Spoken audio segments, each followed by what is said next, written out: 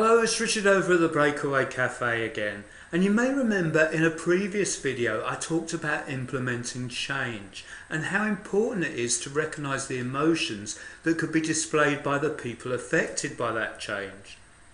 This first stage of introducing change is incredibly important. However, even if you empathise with people's feelings and help and support them come to terms with the change, managing what happens next can be the difference between whether the implementation is successful or not.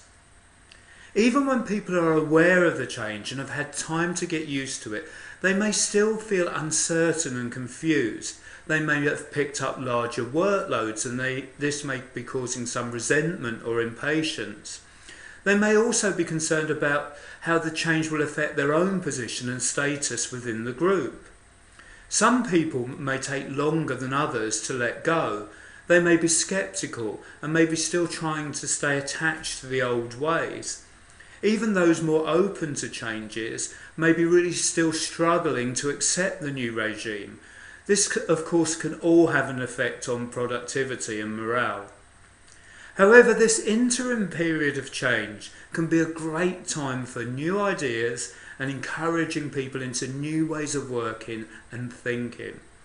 Even though production may reduce during this time and it may also feel uncomfortable, we must be patient and clearly remind people of the direction in which we are heading.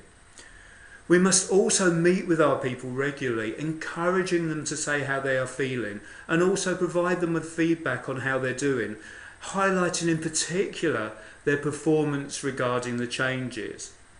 This time may seem one of little progress, so it's vital that we set small, achievable targets where possible, so our people will feel at least they are achieving something, and this will improve their motivation. Finally, to boost morale, we must continue to remind those involved how their skills and knowledge are still essential to the success of the changes.